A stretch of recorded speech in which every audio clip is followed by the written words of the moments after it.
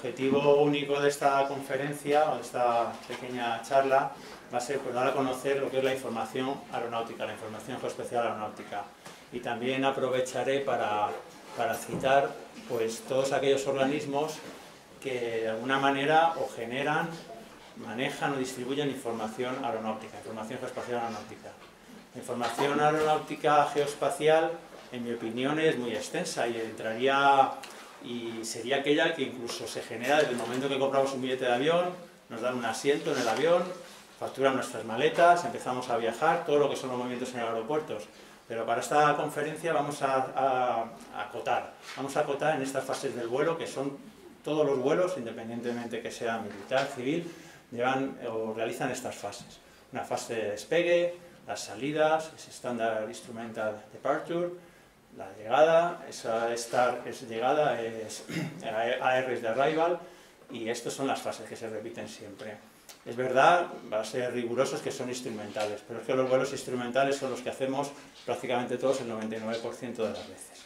O sea, nos vamos a ceñir a estas fases. ¿Dónde está la información aeronáutica, la información geoespacial aeronáutica? Pues en el anexo 1, en la red de transporte, en ese icono de arriba a la derecha, red de transporte. Ahí estaría la información geoespacial aeronáutica. Bueno, pues voy a presentarme un poco más. Yo estoy destinado en el Centro Cartográfico del Ejército del Aire. Soy responsable del Escuadrón de Cartografía y esta físicamente es una base, la base aérea de Cuatro Vientos, que está en Madrid, y los aviones están en la base aérea de Getafe. Pues siempre que uno se presenta procura mostrar pues, lo más así interesante de su casa. En este caso, pues lo más significativo en relación con esta conferencia, pues ese es el avión de abajo a la izquierda, que es un 235, que es el avión fotográfico, tendría la cámara digital, y la Cessna, que es el de la derecha, sería el avión que comprobaría lo que los técnicos hacen. Los técnicos dibujan en un GIS las maniobras que tiene que hacer el avión, teniendo en cuenta la orografía, los obstáculos, pero eso teóricamente siempre funciona. Hay que volarlo, ver que es seguro, que los aviones tienen la capacidad para volar esos diseños. Bueno, el avión de arriba a la izquierda no es del CK, pero es un avión histórico, es a ver si me acuerdo, Beechcraft, y es el avión de la OSAF, de la Fuerza Aérea Americana, y es uno de los modelos que se usaron para el vuelo americano de la serie B, cuando se voló a España. Y el CKF es importante porque fue la unidad donde los vuelos americanos, la serie A y la serie B, de los años 40, la década de los 40 y la década de los 50, se depositaron esas películas. Entonces, históricamente, tenemos una historia reciente relacionada con la historia de la aviación, pero quizás es el aspecto histórico pues, más importante. Bueno, el Ejército del Aire tiene el Centro Cartográfico del CECAF, el Ejército de Tierra, el CG, Centro Geográfico del Ejército de Tierra, el Instituto Geográfico de la Marina en la Armada, y estos perteneceríamos todos al Ministerio de Defensa y nos relacionamos con el IGN CENIL, principalmente con dos planes, el Plan Cartográfico Nacional y el Plan Cartográfico de las Fuerzas Armadas. Son dos planes, 4 años, y están engranados y son coordinados. Con el Ministerio de Fomento, el IGN pertenece al Ministerio de Fomento, pero la coordinación tiene que ver principalmente con la gestión aeroportuaria. En España hay aproximadamente unos 61 aeropuertos, de los cuales 41 estarían gestionados por el Ministerio de Fomento a través de NAIRE, AENA. El resto serían de uso o conjunto militar. Conjunto sería Zaragoza. La base aérea de Zaragoza es un aeropuerto conjunto. El más cercano donde estamos ahora es Talavera la Real, que está al lado de Badajoz. Ese también es conjunto. ¿Y cuáles son militares? Pues muy pocos. Rota, que está en Cádiz, Morón, que está en Sevilla, y Armilla, que está en Granada, pero Armilla más que nada es por la dificultad de las tomas. Una zona montañosa con construcciones, no es por un hecho militar en sí, sino más bien por la dificultad. En España la gestión de la información aeronáutica es competencia de NAIRE, es una entidad pública económica, y en Portugal es equivalente y es lo mismo y se llama NAV. Estas son las dos entidades que gestionan. Los datos que nosotros generamos en el CECAF al final van en NAIRE y todos se publican de forma conjunta. Bueno, ¿qué más organismos intervienen en lo que es la información geoespacial en general y aeronáutica? La Unión Europea, Eurocontrol, pero quizás la fuente de normativa más importante sea OACI, es la Organización de Aviación Civil Internacional, en inglés ICAO, y es un organismo de la ONU. Después de la Segunda Guerra Mundial, en el año 45, pues los países se dan cuenta, sobre todo Estados Unidos, que es un caos. No se puede volar, o se puede volar, pero no hay reglas, no hay ninguna regla. Entonces, en el año 45, la Segunda Guerra Mundial estaba ahí, se forma el Tratado de Chicago y se pone orden a lo que es el tráfico aéreo. Y de ahí emana toda la normativa, también la que tiene que ver con los datos aeronáuticos. OACI es la principal fuente, a través de sus anexos, PANOR, una serie de documentación, que son los que se distribuyen, o son los de uso obligatorio o recomendaciones a los estados, pero estas recomendaciones son prácticamente obligatorios. Los estándares, al final, cuando hay información geográfica, todos estos organismos, todos participan, se participa en la OGC, y posiblemente la primera vez voy a nombrar la OTAN, la NATO, la OTAN, y posiblemente para muchos de ustedes pues les resulte extraño, pero esto es extraño porque no somos alemanes o no somos franceses, donde los centros de producción geográfica, lo que sería el IGN, CGED, IHM y demás, es conjunto. Si fuera así, si fueran ustedes alemanes o franceses, muchos de ustedes participarían en las reuniones equivalentes a estas de la OTAN. No es el caso de España porque, en este caso, los centros geográficos somos los que participamos. La OTAN no genera información geoespacial en general porque es competencia de los estados, de las naciones que lo forman. La OTAN tiene 29 países, la Unión Europea 28, el Reino Unido no sé al día de hoy cómo estará, pero bueno, 28, y de esos 18 países pertenecen también a la OTAN y a la Unión Europea, entonces se pueden imaginar que la normativa y demás es muy parecida, de hecho está bastante alineada.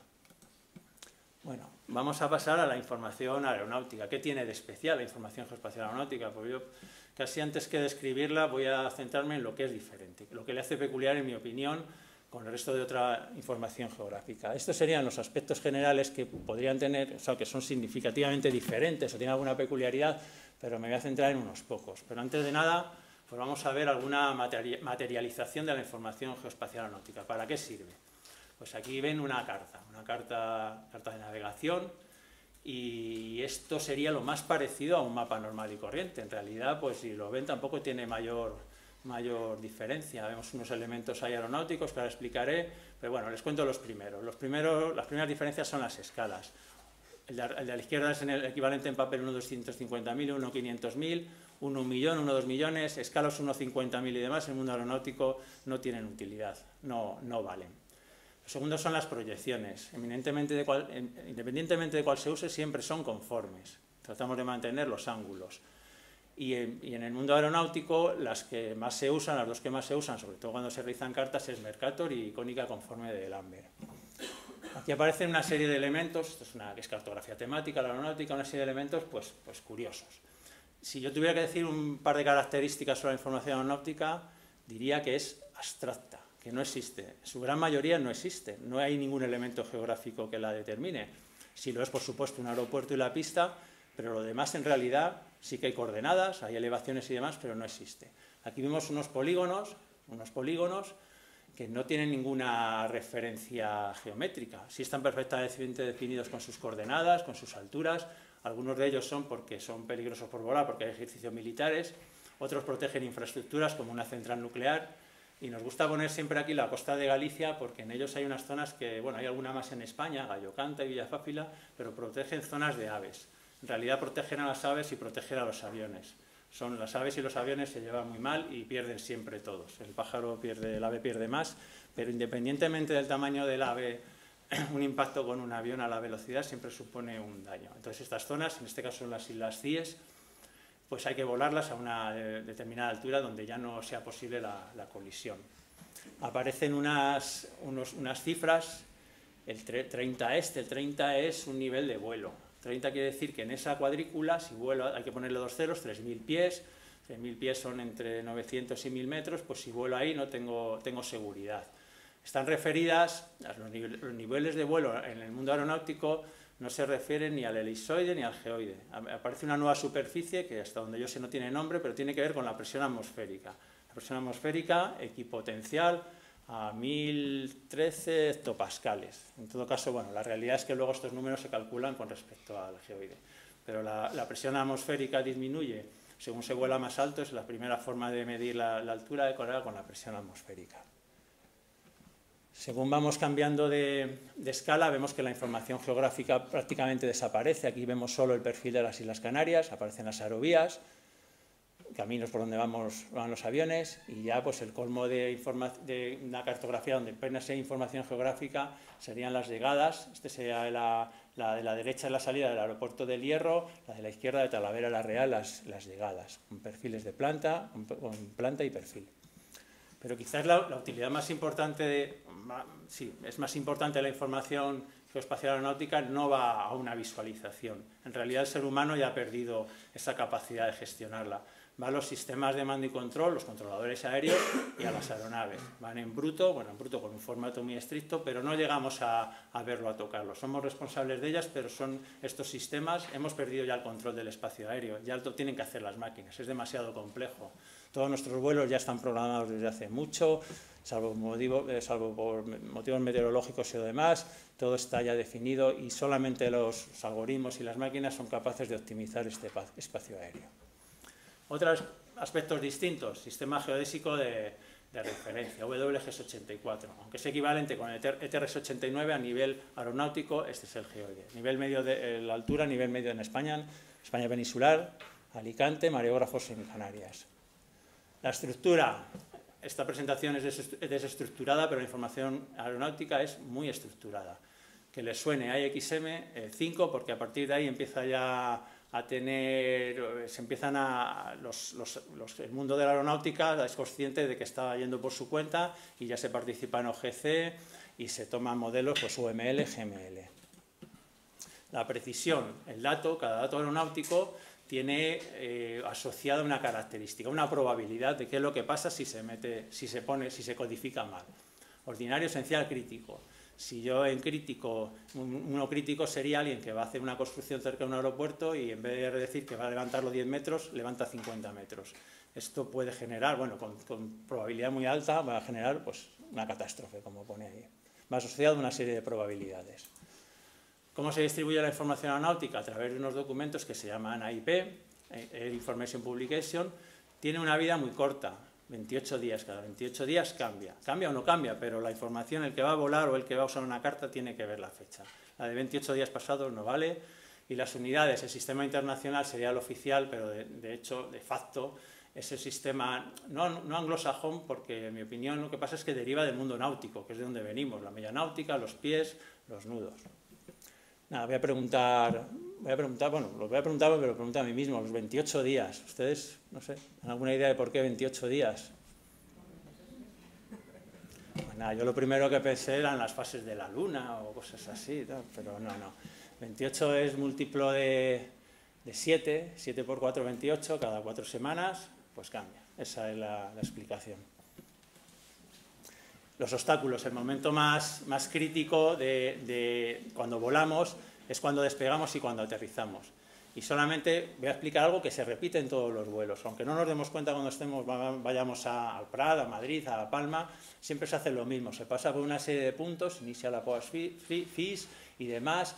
Tiene un punto de crítico que es cuando el piloto va a tomar, si no ve la pista o no va alineado, se llama frustrada, que es una maniobra bien definida.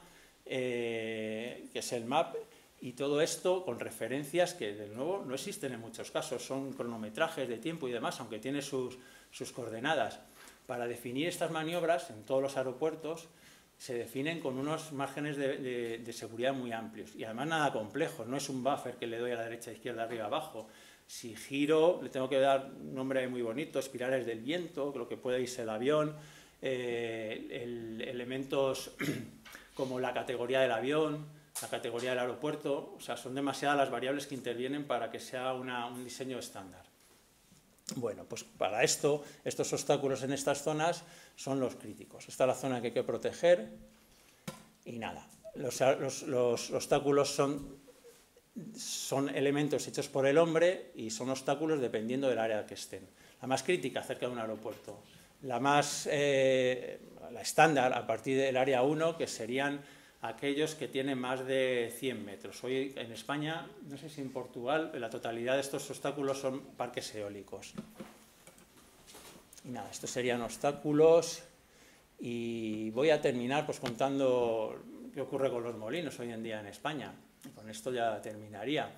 Hace tiempo del catastro hablaban de los problemas que tenían en las lindes con los molinos. Un molino que pertenezca a un pueblo o no, pues es dinero. A nosotros nos pasa lo mismo. ¿Dónde se pone un molino? Donde hay viento y dominante. ¿Dónde se pone un aeropuerto? Donde hay un viento dominante. Ahí tenemos un conflicto que tenemos que solucionar. El objetivo, como os he dicho, es dar a conocer la información aeronáutica y estaré encantado de responder cualquier pregunta que tengan.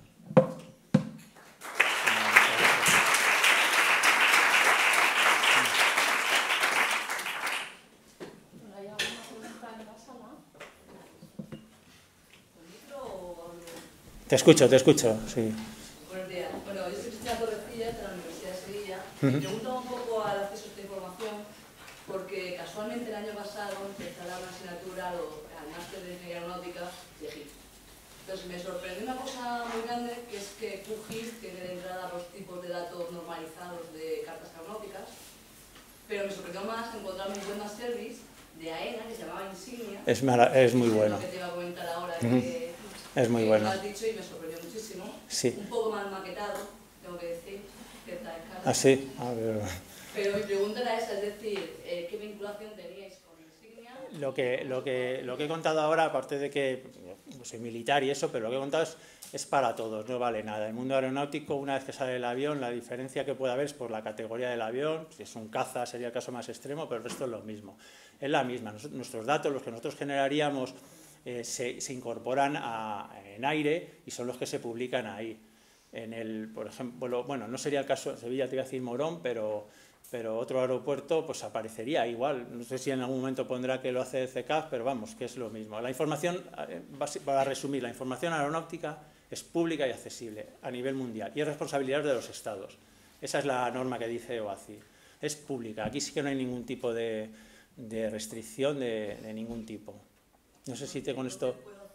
Pues luego te lo digo. La página, en aire pones AIP, Air Information Publication en aire, en España, en Portugal, y la encuentras. Es verdad que está en texto, el formato sería XM para descargarlo, pero está ahí. Tiene que ser así. Tiene que ser así y es obligatorio. Todos los países tienen que hacerlo. Si no te quedas fuera de... Vamos, no existe otra forma de hacerlo. Otra cosa es que un país que no tenga medios lo externalice, pero vamos, es responsabilidad del Estado tenerlo y publicarlo. No sé si... Luego, si quieres, te digo dónde es. ¿Tú querías hacer una pregunta? Sí, yo iba a decir una cosa. Bueno, has comentado que el sistema de referencia tiene más que ver con la presión atmosférica que un propio sistema. Pero luego has hablado de WG64, sí. Pero de nivel... El nivel de... Lo que se hace es una especie de trampa. A la hora de publicar, bueno, de trampa no, de cartas, las cartas y demás, las referencias son pues, el nivel medio del mar y demás, y son lo que se publica. Pero realmente el piloto lo que ve... Hoy en día los sistemas están duplicados y hay muchos más, sistemas Génesis y demás. Pero realmente el piloto cuando vuela, una vez que va a salir de cualquier aeropuerto, si sale de Madrid-Barajas, tiene que calar su altímetro a la presión atmosférica de ese momento y vuela. Esa presión irá disminuyendo y esas son las referencias. Esas son, por la parte internacional. Sí, es la presión. Una vez que si va a volar a Nueva York, se le dirá aquí es tanta presión. Al final no son presión, pero calaría el altímetro y es uno de los medios. Es que hoy en día ya son muchos, pero uno de los medios es la presión atmosférica. Bueno, una pregunta más. Los datos que son naturales que cambian con el tiempo, como los árboles y tal, Sí. ¿qué se modifica? ¿La carta o se modifica la vegetación? Pues en las proximidades de los aeropuertos se talan. Se talan y además hay otra cosa, y para los pájaros siempre hay cetreros, hay cetrería y demás. En todo caso, el árbol es un elemento natural, no estaría considerado desde un punto de vista como un obstáculo, aunque sí que lo está. Si es un árbol histórico o algo, pues sí se tiene en cuenta y si está en unas proximidades de un aeropuerto, pues sí estaría. Se procura tener un seguimiento, es muy parecido a las grúas de construcción, un seguimiento de que nadie se pase y que vulnere esas superficies de protección, pero vamos, en principio la definición de obstáculo rigurosa es que es algo que ha hecho el hombre.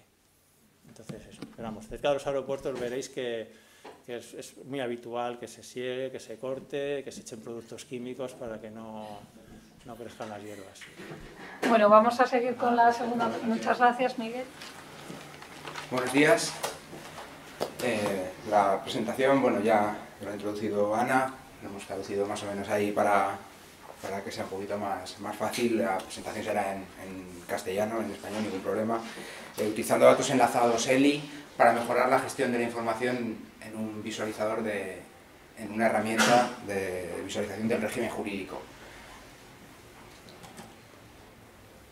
Empezaré comentando pues, que la IDE del Gobierno de Aragón y de Aragón hace ya un tiempo que gestiona información geográfica, como es lo habitual, ¿no? en una IDE, pues, que incluiría pues, la cartografía básica, la temática, la derivada, imágenes raster, ¿vale? Lo común, y también información no estrictamente geográfica, aunque siempre tiene que haber un vínculo, pues, como puede ser información estadística, lo que se denomina el GeoBoa, que es la interpretación del boletín oficial para extraer referencias geográficas.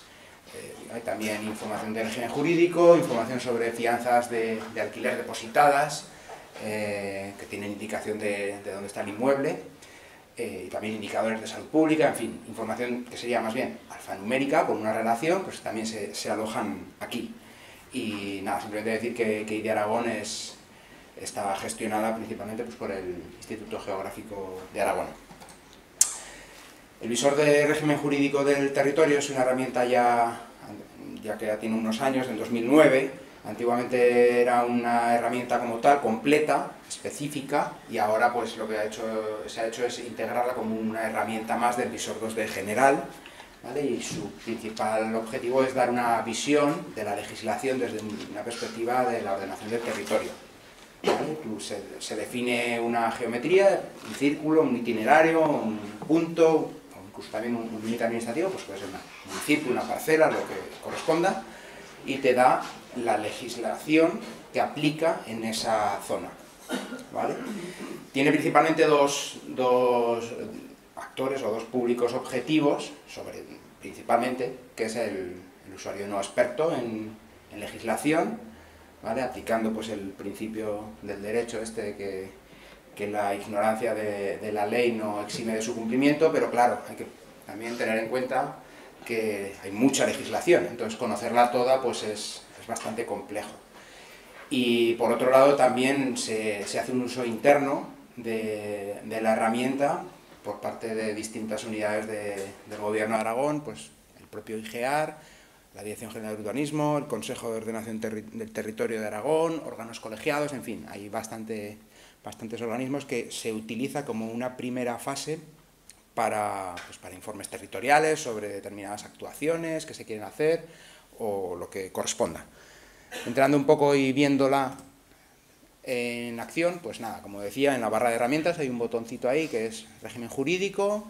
Defines qué quieres, si es un círculo, el radio, cuánto es los metros o el itinerario, lo que quieras, defines la zona y qué tipo de información quieres consultar, pues ambiental, sectorial, lo que corresponda. El sistema lo procesa y te da una ficha de este tipo.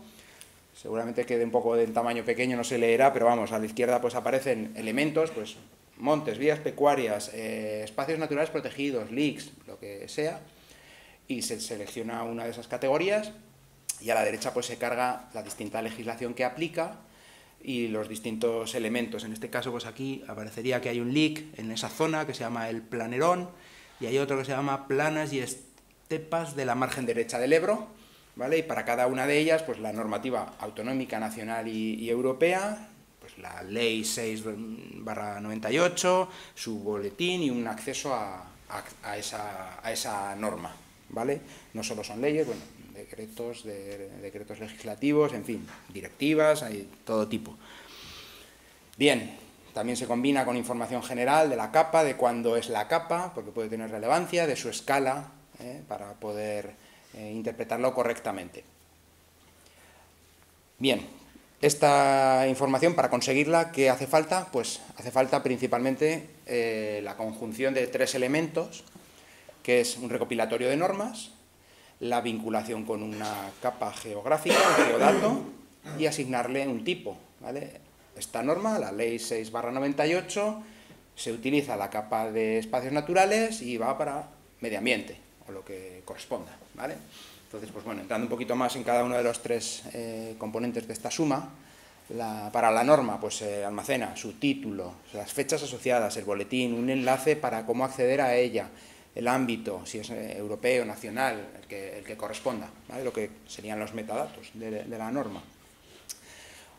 Hay una relación siempre con un geodatos, si no, no lo podríamos reflejar. El objetivo es reflejar una visión desde la ordenación del territorio en un mapa, ¿vale? En un visor, y hay que ver cuál es la relación. A veces es directa, ¿vale? Pues si estoy encima de un espacio natural, ¿vale? Una intersección clásica, o si estoy a menos de una distancia, las zonas de servidumbre, la zona de policía, alrededor de un cementerio, una escuela, lo que corresponda.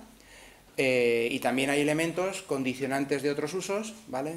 Si yo soy una granja de cerdos, pues a menos de X distancia no se podrá hacer otra cosa, o si hay una localidad cerca, un colegio cerca, pues a lo mejor no puedo poner una colmena de abejas, lo que corresponda, ¿vale? Entonces son esas relaciones lo que hay que intentar reflejar desde un punto de vista geográfico, ¿vale? Y el tipo pues sería saber si es general para todos los elementos de una capa, específico para algunos, o simplemente son enlaces de ayuda, ¿vale? Y algunas categorizaciones más. Bien, más cosas. Lo más importante de todo es que las normas sean claras, y eso es muy poco frecuente, ¿vale? Porque habitualmente pues siempre incluyen excepciones o redacciones un tanto ambiguas, interpretativas, ¿vale? Siempre se dice, estará a menos de 1000 metros, salvo que se decida lo contrario, ¿no? O salvo que por causas de extrema necesidad sea... Bueno, entonces son criterios que siempre o se deja la puerta abierta que hay una excepción, con lo cual pues no podemos garantizar, ¿vale?, que sea así, o pues eso, ¿no? Si es esto seguro, salvo que no, pero a lo mejor hay otros condicionantes. Bueno, eso es como casi no decir nada, pero donde sí se pueden extraer condiciones claras, pues es fácil reflejarlas aquí, ¿vale? Esto lo que implica es que hay que incluir una cláusula de responsabilidad tipo, está ahí, ¿vale?, pues para decir que esto es información que no garantiza, en fin, que es informativo, etcétera. En su momento hubo discusión, ¿no?, de si convenía publicarse o no. Al final se optó por salir adelante, pongamos una cláusula, expliquemos lo que es, pero ¿por qué vamos a restringir el uso de esta información solo porque alguien pueda extraer una conclusión, o porque no se sea del todo preciso? Bueno, utilícelo como una primera aproximación, le decimos que es informativo, investigue más, pero ya le damos unas pautas de por dónde empezar, ¿vale? Entonces, pues aquí se ha estimado que sí merece la pena, aunque no se pueda ser 100% estrictamente riguroso para garantizar toda la información, sobre todo por aquellas ambigüedades propias de la norma, ¿vale? Y incidir en que es un proceso bastante manual, ¿vale? Hay personas que deciden qué se recopila, qué no, porque esta ley sí afecta a montes y a lo mejor pues es tan general que no afecta a otras cosas, ¿vale? Si nos ponemos, pues hay un montón de normas. La Constitución española aplica también, sí, pero son ya como demasiado generales, entonces se intenta seleccionar las más representativas para incluirlas, ¿no? Y hay que tener en cuenta que hay normas que aplican solo a un elemento, pues la declaración de Parque Natural de Ordesa pues solo afecta a Ordesa, ¿vale? Entonces hay muchos elementos, normas, que luego pues apenas aparecen, ¿vale? Y hay otras que son generales para muchos elementos, con lo cual aparecen más frecuentemente. Como hay un trabajo manual, su mantenimiento es costoso, y además hay que ver cómo es la capa, si tiene calidad, si se actualiza, si tiene detalle, en fin, tiene los campos que justo necesitas para poder establecer los criterios que aparecen en la norma, ¿vale? Por tanto, proceso manual, gran esfuerzo, el reto es mantenerlo, ¿vale? Salir, que cuesta, y mantenerlo también cuesta, ¿vale? Hay que estar continuamente consultando a boletines y hay que ver que los links que cambian, el CMS cambia, los links que funcionaban ya no funcionan, hay errores tipográficos. Si queremos tener legislación consolidada, todavía más esfuerzo. ¿Quién lo hace? Lo debe hacer el boletín, lo debe hacer el gestor de la IDE, ¿vale? Y ya si quieres abordar el histórico, pues ya todavía te cuesta más, porque te ha costado salir, y encima, pues si quieres ir para atrás hasta, pues digamos, el principio de la autonomía, en torno a los 80, pues muchísimo más trabajo, ¿vale? Aquí es cuando viene Eli al rescate. No sé si se conoce la iniciativa. Bueno, la idea es publicar la legislación conforme a un estándar, que en principio surgió como europeo, pero que no solo es europeo, ¿vale? Y lo más representativo es que se crea una URI identificativa, ¿no? Una forma de identificar las leyes, amigable, legible, y que además debería ser permanente, ¿vale? Debería no cambiar ya en el futuro, aunque ya veremos. Y a partir de esa URI puedes extraer los metadatos de una norma, ¿vale? Y además también la versión consolidada y las versiones previas también, o sea, mucha de la información que nos costaba antes, ¿vale? Y hay implementaciones para algunas regiones, por ejemplo, pues La Rioja lo tiene completo, también está el nacional, europeo, y bueno, Aragón pues tiene una implementación parcial y encima no es conforme, con lo cual pues todavía está un poco cuesta. Y lo bueno es que justo a partir de esa URI se puede extraer mucha de la información que se almacena.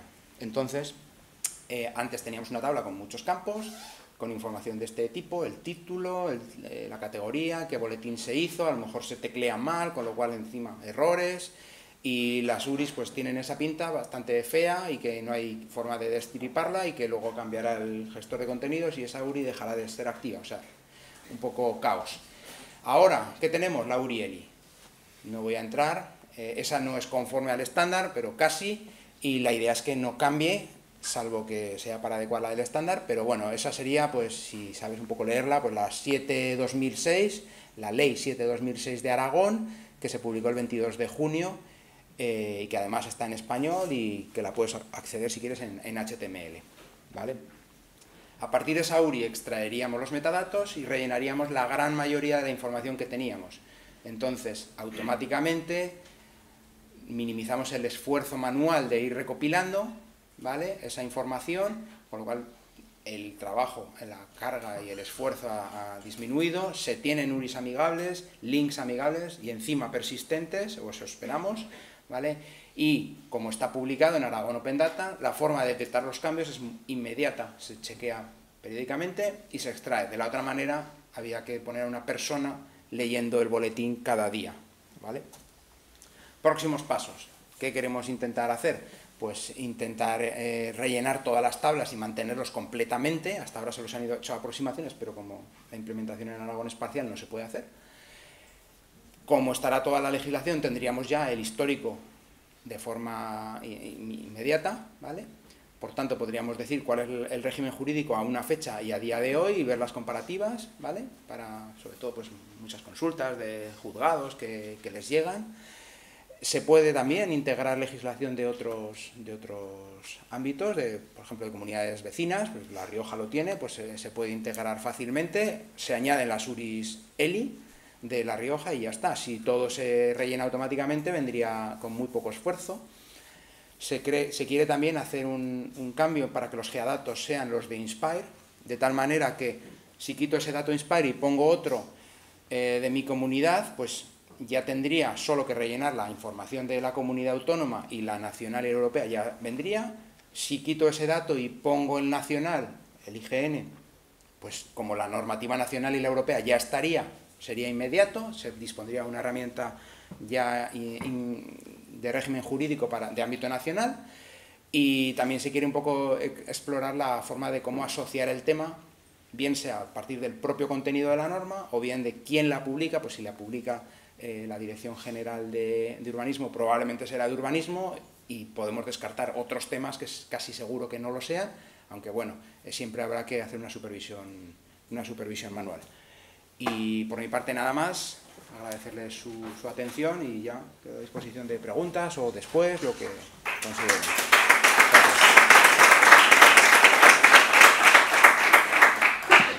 Bueno, muchas gracias, David. ¿Alguna pregunta? Una pregunta. Alberto. ¿Tratáis la ley como un todo, entiendo? En el sentido, por ejemplo, urbanísticamente, un plan general afecta al término municipal completo, pero no entráis en el detalle de la ley de suelo urbano, de polígono y tal. Sí, sí, sí. O sea, se digrega todo la ley. Depende de... a ver, cada geometría estará vinculada a ese plan general, pero sí se hace, por ejemplo, que te puede llevar si la geometría procede de una modificación, te lleva al archivo urbanístico de esa modificación y las leyes que acompañan que había en ese momento. Por ejemplo, un plan que te diga el suelo urbano y el urbanizable no lo distinguís, ¿no? Porque es todo un mismo planeamiento, digamos. Sí, al final, el caso, por ejemplo, de urbanismo sí que es más concreto porque sí que te lleva el propio expediente, pero la normativa es general para todos, sí. Bueno, muy interesante, David. Gracias. Bueno, ahora la tercera presentación. Buenos días. Voy a hacer la presentación yo, que soy Álvaro Arroyo, director gerente de Estudios GIS. La idea es que conmigo estaría también Moisés Vanega, de la Dirección General de Infraestructura de la Junta de Andalucía, pero bueno, por un tema personal pues no ha podido venir. Bueno, la ponencia la había estructurado en estos puntos, unos antecedentes del Sistema de Información de Carreteras de Andalucía, muy breves, pero para que nos situemos, el alcance del proyecto actual, cómo se está realizando la captura de datos, cuáles son los resultados o los entregables del proyecto y unas conclusiones.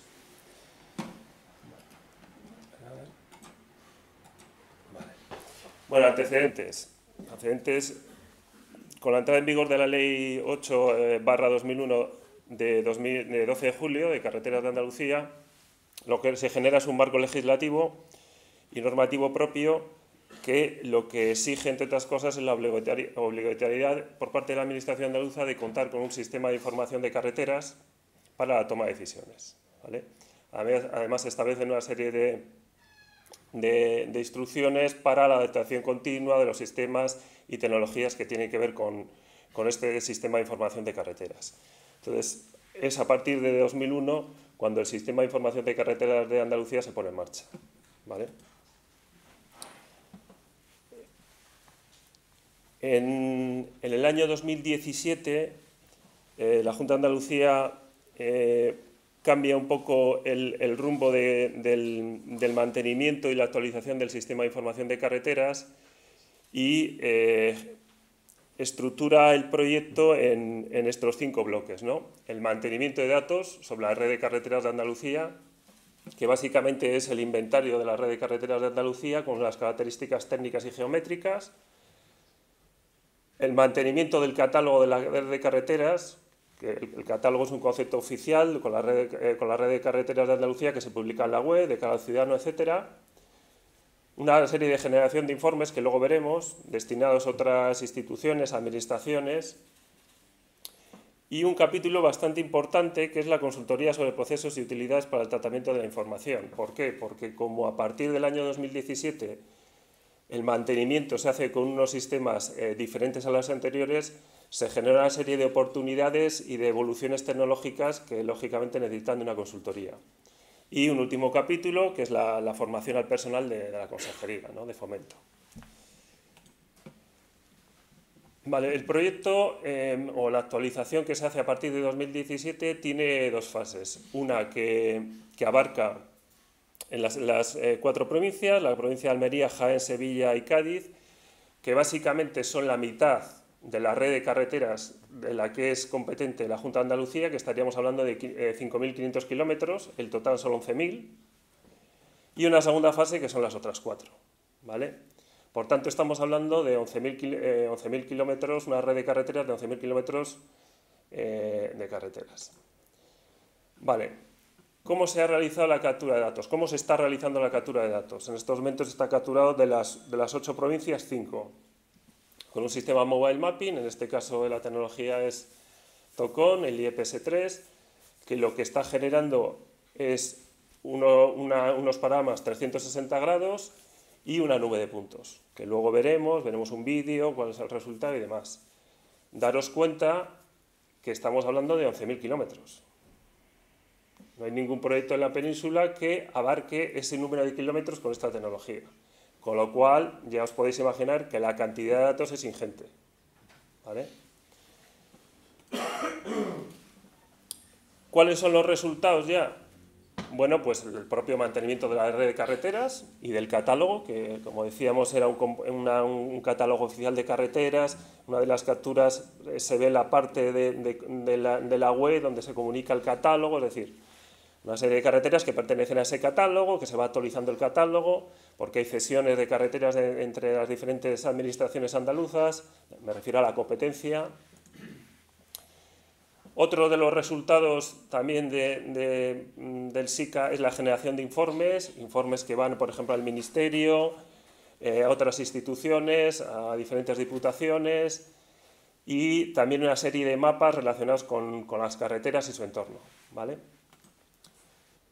Otro de los resultados o de los entregables del proyecto es un eje Spire navegable con las características geométricas como por ejemplo las distancias al origen, radio de curvatura, pendiente, peralte, anchuras de calzada y arcenes, número de carriles, bueno, y unas cuantas más porque las características geométricas son bastante extensas.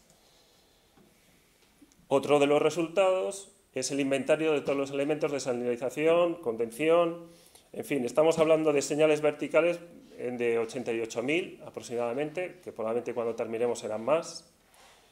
Marcas viales longitudinales, es decir, todas las marcas que hay en la carretera, la línea continua, discontinua, la plataforma, o sea, daros cuenta, todo esto de 11.000 kilómetros.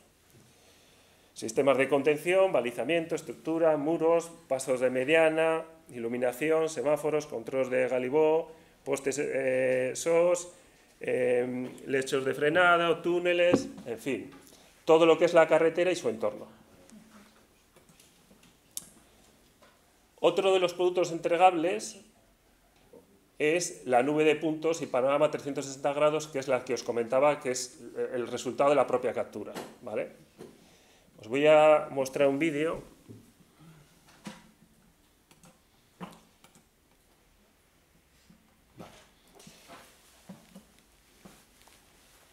Realmente esta es una herramienta que se le ha desarrollado y se le ha entregado a la Junta de Andalucía para la visualización de los 11.000 kilómetros, ¿vale? Evidentemente esto es una zona cercana a Sevilla, que es Alcalá de Guadaira, concretamente es la zona de, no sé si lo conoceréis, es el Puerto del Dragón, que le llaman, y realmente con este visualizador pues realmente estamos viendo la nube de puntos, LIDAR. Para los que no sepáis, realmente la información que tenemos es una información topográfica, X y Z, que se le dota luego a través de los panoramas, esas imágenes 360 grados tipo Street View que captura del color, del RGB, y con esta herramienta pues se puede clasificar, se puede medir, se puede clasificar la nube de puntos, quería decir, se puede medir sobre los elementos.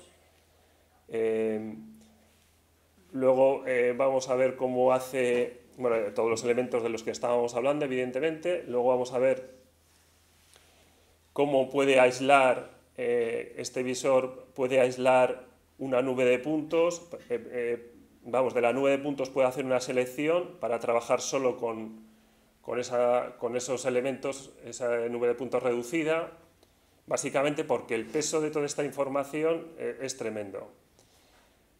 Y otra de las herramientas que pueden hacer los técnicos municipales con este visor, de la Junta de Andalucía, es perfiles, como la que estamos viendo ahí, que es de lo que es el propio dragón, vamos. ¿Vale? Ahí vemos el perfil. El visor tiene herramientas, como os decía, que están orientadas a la gestión de la nube de puntos y los panoramas.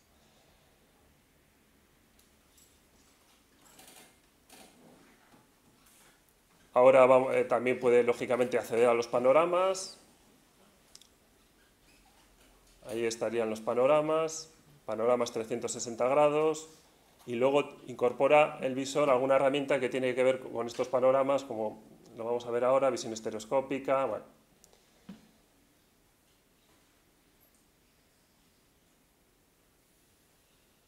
Daros cuenta de la potencia de esto, porque alguien desde la oficina puede estar viendo los 11.000 kilómetros de la red de carreteras que son competencia de la Junta de Andalucía. ¿Vale? Vale. Otro entregable son ficheros CAD 3D y 2D de las marcas viales y borde de plataforma. ¿Por qué? Porque realmente, como veremos luego, lo que se pretende es que sea una información que sea transversal en la Junta de Andalucía y que por tanto sea multipropósito, con lo cual hay técnicos de la Junta de Andalucía y de otras administraciones que siguen demandando información en CAD. Pues uno de los productos es este. Otros productos es la aplicación de consultas, que es un nombre así que no dice nada, pero realmente es una aplicación bastante potente para consultar toda la información geométrica, porque con el visor que veíamos de la nube de puntos, nosotros lo que estábamos consultando era la nube de puntos y el panorama, pero no estábamos consultando toda esa información que mencionaba antes de peraltes, todas estas características geométricas. Entonces se ha generado esta aplicación que se basa en tecnología de la Junta, que básicamente es Mapea. Mapea es una serie de componentes de la Junta de Andalucía que está normalizado, que se basa en software libre. También tiene un BI, un gestor de documentos que es Pendajo. En fin, se ha realizado con tecnología de la Junta y está totalmente integrado en la infraestructura tecnológica de la Junta de Andalucía. Algunas de las características, te permite, lógicamente, consultar las carreteras, los PKs, la señalización vertical. También se ha incorporado, aunque no estaba pensado inicialmente, los panoramas para poder recorrer también las carreteras sin tener que acceder a otro visor. Es decir, el otro visor tenía un componente más topográfico y demás y está orientado a otro tipo de perfiles, y este es más de consulta de características de las carreteras, ¿vale? Lógicamente tiene un buscador de carreteras, como es lógico, de PKs, por municipios. Luego permite cargar UMS de la Junta y de otras instituciones. De hecho, el visor se carga lógicamente en servicios OGC de la Junta. Permite también cargar SAPE, JSON, diferentes archivos locales que se encuentran en local. Y, en fin, tiene una serie de funcionalidades orientadas a la gestión de esas características geométricas. Lógicamente, la leyenda, visualización, no visualización, transparencia. Y luego también genera una serie de informes. Genera informes que algunos son una pura extracción en Excel, que es un formato que es luego muy utilizable, muy sencillo y muy utilizable por los técnicos, de partes de la base de datos, porque las características geométricas y los datos son también muy extensos, no ocupan tanto como la nube de puntos, pero hay mucha información ahí. Y también permite generar informes más maquetados, por decirlo así, como este que estamos viendo de peraltes por carreteras, por municipios y demás. Como digo, todo esto se ha realizado con tecnología de la Junta de Andalucía. Conclusiones.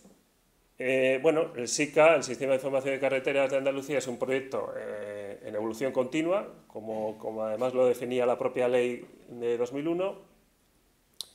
Uno de los retos es gestionar la ingente cantidad de datos.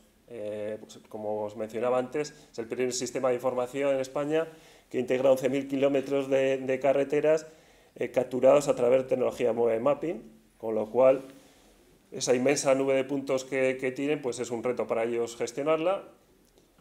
Y el proyecto, este nuevo enfoque que decía yo que había comenzado a partir de 2017, además por la nueva utilización de tecnología, pues es un enfoque de multipropósito. Por ejemplo, el servicio encargado de dirigir este proyecto es el servicio de planificación dentro de la Dirección General de Infraestructuras, pero este inventario de esos 88.000 señales, todas las marcas viales y toda esta información que decimos, realmente luego lo va a gestionar el Servicio de Conservación de Carreteras, ¿vale? Igual que se está utilizando esta información pues para comprobar el final cuando se han realizado mejoras o cambios o nuevas infraestructuras, pues se recorre y se comprueba si cumple con los parámetros que establecidos en el pliego. Bueno, la verdad es que le están utilizando en diferentes servicios de la Junta de Andalucía y por eso creemos que el enfoque multipropósito que mencionaba pues está cumpliendo. Y por mi parte, nada más. Muchas gracias por la atención.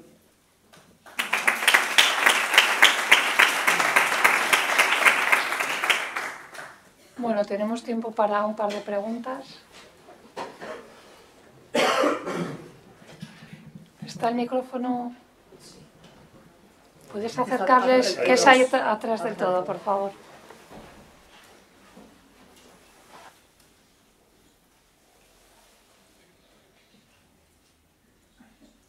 Gracias. Hola, Alicia González, del IGN. Tenía un par de preguntas. Una, en cuanto al tema de Mobile Mapping, evidentemente un reto es la gestión de esa cantidad tan voluminosa de datos. Y la pregunta iba por ahí. ¿Qué tecnología habéis utilizado para hacer un uso, pues eso, viable de esa explotación de datos? Me refiero, ¿cómo se almacena? ¿Cómo se gestiona? ¿Hay que hacer una selección previa de sección de carretera a consultar? ¿Cómo lo habéis resuelto?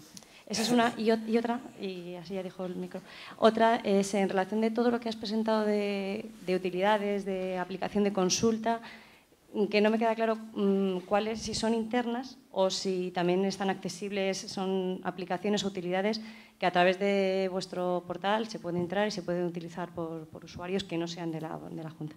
Gracias. Vale. Bueno, para procesar los datos de Mobile Mapping, lo primero es que cuando vienen de campo, están capturados, hay que hacer ya una serie de procesos, ¿vale? Además, luego hay que clasificarlos porque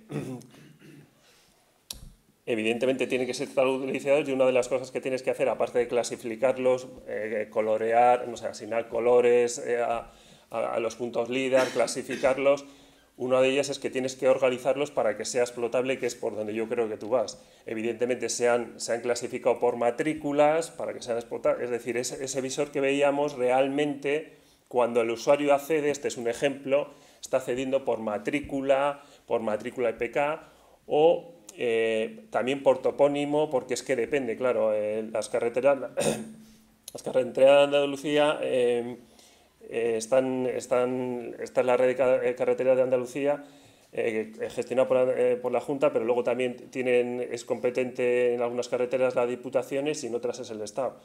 Entonces, el acceso, por ejemplo, a información por topónimos es interesante, pero lo que tú me preguntas, están clasificadas por matrículas, ¿vale? Y luego, además, por ejemplo, para ser consumidas para este tipo de visor, de los .las originales hay que hacer una transformación a otro formato para que sea más manejable, para que puedas gestionar. No se veía, bueno, porque el vídeo dura 2 minutos, pues no tengo mucho tiempo, pero una de las cosas que te permite es reducir la calidad de los .las que estás viendo para que te vaya más rápido. Claro, es que estamos hablando, o sea, el ejemplo que os he enseñado es un trocito de Alcalá de Guadaira del puente de... Imaginaos eso, son 11.000 kilómetros, y ahí se intuía ya claramente que estamos hablando de millones de puntos, ¿vale? No sé si te he contestado a...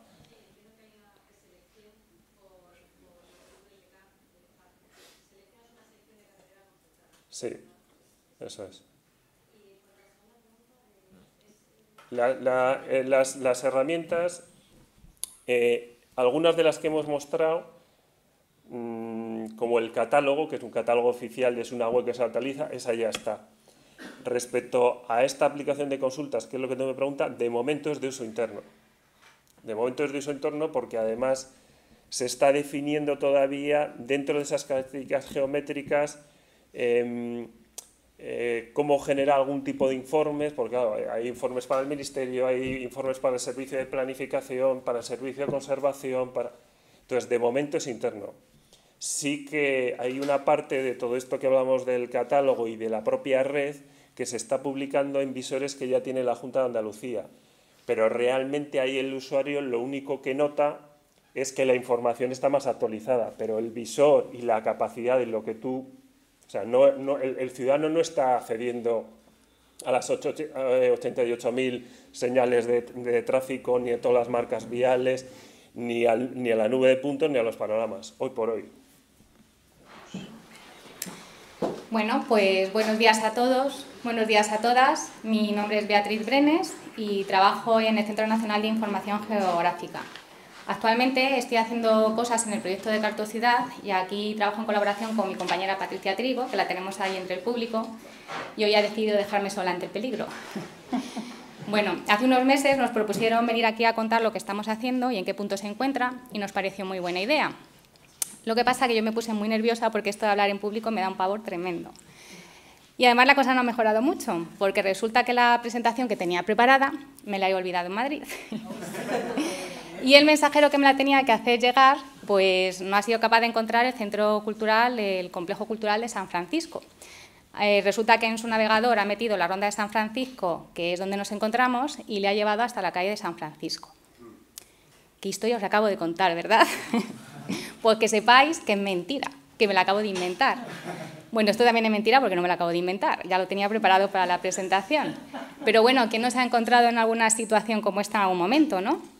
O en alguna de estas otras que vemos en la diapositiva, en mitad de un cruce donde no sabemos qué dirección tomar, o en mitad de un árido lugar donde no nos funciona el internet del móvil y entonces tenemos que recurrir al mapa este que tenemos en el maletero desde hace 10 o 20 años, o bien en mitad de un lugar perdido del mundo porque nuestro navegador ha decidido que estamos estresados y que para relajarnos lo mejor es irnos a un lugar recóndito de la naturaleza.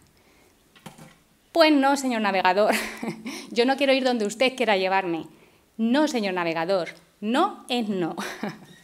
Así que aquí llega Supercartociudad, nuestro héroe que viene a rescatarnos para proporcionarnos carteros felices que puedan llegar a los lugares más insospechados o personas que estén contentas porque pueden visitar aquello que buscaban porque en su mapa o navegador figuraban estos lugares. Y en eso es en lo que estamos trabajando ahora en Cartociudad, en actualizar las direcciones para su uso en el geocodificador. ¿Y cómo hacemos esto? Bueno, pues lo hacemos de manera rápida y de manera fácil. De manera fácil es porque creamos unos procesos automáticos previos, son procesos que están creados con herramientas ETL, es decir, con FMI, y una vez que los tenemos hechos, bastará con pulsar un botoncito, una tecla que ponga en funcionamiento esos procesos y nos den estas direcciones actualizadas. Y de manera rápida, porque si conocemos las fuentes de las que queremos tomar la información, bastará con que acudamos a esas fuentes, cojamos la información y las metamos en nuestros procesos automáticos. Pues fenomenal. Una vez que tenemos esto, vamos a coger ese cóctel donde vamos a tener nuestro ingrediente base, que es Cartociudad, y vamos a meter en él estos datos que acabo de decir, el resto de ingredientes, que son los datos de la información geográfica de referencia de la red de transportes, de la Dirección General de Catastro, de País Vasco y de Navarra. Estos son los datos que hemos tomado para esta primera versión de Cartociudad actualizada, ¿vale? Aquí caben muchísimos más datos de direcciones. Y bueno, permitidme que me pare aquí un momentito, porque resulta que ayer, viendo la presentación de nuestros compañeros de Conterra, pues me di cuenta de que estaban utilizando exactamente el mismo ejemplo que yo, el de los cócteles. Y dije, madre mía, esto de los procesos FME o une pensamientos y mentes, o es que los dos tenemos una necesidad de cócteles tremendas. Pero que sepáis que no lo tenemos preparado, ¿vale? Ha sido coincidencia. Bueno, una vez que ya tenemos todos nuestros ingredientes en el cóctel, solo tenemos que presionar ese botoncito, porque he dicho que quiero hacerlo de manera fácil, así que presiono un botoncito, lo pongo en marcha, agito bien todos los ingredientes y lo que obtengo es un delicioso cóctel de Cartociudad actualizada. Fenomenal, pero yo lo que quiero es mejorarlo, tener todavía más información. Pues, ¿qué pasa? Que aparecen en nuestra historia unos nuevos protagonistas, que son tan interesantes como estos que vemos en la imagen. ¿Y quiénes son? Los puntos de interés, que los incluimos para mejorar la respuesta en el servicio de geocodificación. Los puntos de interés que hemos tomado para esta primera versión de Cartociudad actualizada son los edificios religiosos, instalaciones deportivas y recreativas de la BTN 25. De RT hemos tomado aeropuertos, puertos y estaciones de ferrocarril. De naturaleza, cultura y ocio, los paradores y los albergues, que en realidad son los albergues de la Red Española de Albergues Juveniles. Del Ministerio de Energía, Turismo y Agenda Digital, las estaciones de servicio conocidas como gasolineras. Y de otras fuentes de referencia, como puede ser el Nomenclátor Geográfico Básico de España y otros como la propia Cartociudad, pues ya hemos tomado datos de campings, barrios, distritos, centros educativos y sanitarios. ¿Qué pasa? Que estos puntos de interés proceden todos de su padre y de su madre, es decir, tienen unas características y unos atributos propios, por lo que ha sido necesario hacer un trabajo previo de homogenización para incluirlos en nuestra base de datos. Esto lo hemos hecho con un total de 59.854 puntos. Pero una vez que los tenemos homogenizados, basta con meterlos en este cóctel donde tenemos el resto de ingredientes, volvemos a dar a nuestro botoncito, agitamos con fuerza y lo que obtenemos es otro cóctel mucho más rico de Cartociudad actualizada, ya no solo con las direcciones que hemos comentado, sino también con los puntos de interés. Fenomenal, ya sabemos cómo hacerlo. Ahora lo que vamos a hacer es ahondar un poquito en esos ingredientes que estamos utilizando para obtener este cóctel. Bien, por un lado tenemos el ingrediente fundamental, que es Cartociudad. La base de datos de Cartociudad se alimenta de la información geográfica de referencia de redes de transporte. Y esta, a su vez, se alimenta de datos que proceden de la Dirección General de Tráfico, del Ministerio de Fomento, de BTN 25, de Catastro, de País Vasco, de Navarra, ¿vale? De todas estas fuentes obtenemos información de nombre de la vía y número de portal, de código de la vía de Catastro e INE, o de identificadores de los tramos de las vías y tramos, o sea, identificadores de tramos y vías de RT. Esta información RT nos la pasa a nosotros con una frecuencia semestral, así que nosotros actualizamos Cartociudad con una frecuencia semestral. Pero además también tenemos incluida en nuestra base de datos, en nuestras direcciones, información que hace referencia a los códigos postales que nos proporciona el grupo de correos. Cogemos esta información y con unos procesos PostGIS pues los introducimos a nuestras direcciones. Esta información el grupo correos nos lo pasa con una frecuencia anual. Pues vale, actualizamos Cartociudad con una frecuencia anual de esta información. Y además hemos querido mejorar la base de datos introduciendo información relativa a poblaciones y municipios. Pues hacemos otros procesos automáticos con FME que nos permite incorporar esta información en la base de datos de Cartociudad. Esta información la tomamos de la información geográfica de referencia de poblaciones y nos la proporciona con una frecuencia anual. Pues también hacemos estas actualizaciones con frecuencia anual.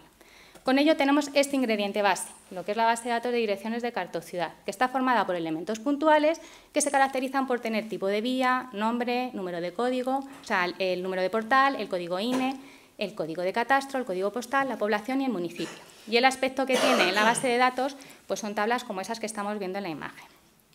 Pero hemos dicho que en nuestro cóctel intervienen otros ingredientes, ¿no?, que son necesarios para obtener esta actualización de Cartociudad. Para esta primera versión hemos dicho que hemos cogido los datos de direcciones de catastro.